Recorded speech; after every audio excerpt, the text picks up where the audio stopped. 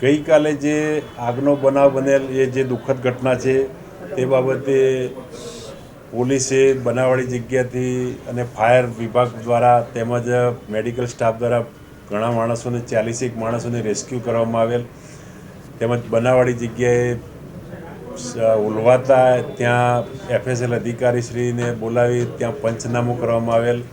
પંચનામામાં FSL અધિકારીશ્રી દ્વારા જણાવેલ મુદ્દામાલ કબજે કરી તેને FSL में परीक्षण मोकली आपवा तजवीज કરવામાં आवेल छे। તેમજ જે ફ્લેટના રહીશો છે તેમના નિવેદન નોંધવાની પણ કાર્યવાહી ચાલુ છે। તેમજ ફાયર NOC બાબતે પણ એમની જોડેથી માગણી કરવામાં આવેલ છે, હજી સુધી કોઈ પ્રત્યુત્તર મળેલ નથી।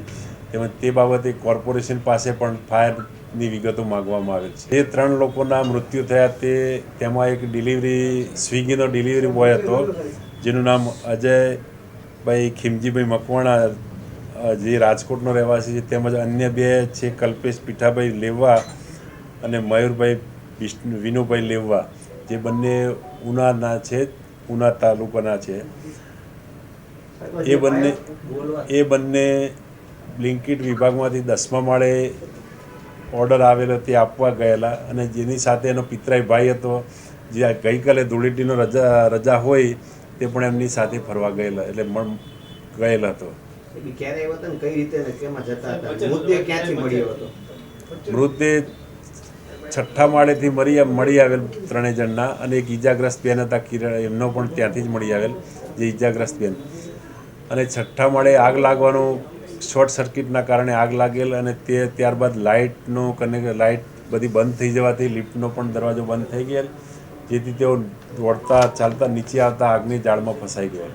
સાહેબ આજે ફાયર NOC નથી તો પોલીસને 24 કલાક થઈ ગયા ભાઈ, કોર્પોરેશન હજી માહિતી નથી આપી? ના, હાલમાં એ ફાયર NOC બાબતે તપાસ ત્યાં ટીમ મોકલેલી જ છે। ફાયર NOCની માહિતી મેળવી અને કાર્યવાહી માહિતી કન્ફર્મ છે નથી NOC 2015 પછી કરાવેલું નથી તો આટલી 24 કલાક થોડી લાગે પોલીસને?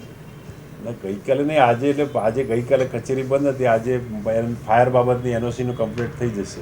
આગ એટલે એમાં એમનો કાર્બન ડાયોક્સાઇડ એમને શું આગના હિસાબે કાર્બન ડાયોક્સાઇડ ગેસ ઉત્પન્ન થાય, એમને શ્વાસ નળીમાં જવાથી મૃત્યુ થાય, પણ તેમ છતાં તેમના વિશેરા કબજે લેવામાં આવે, વિશેરાનો જે ફાઇનલ કોઝ ઓફ ડેથ આવે એના પછી મૃત્યુનું ચોક્કસ કારણ જાણી શકાય।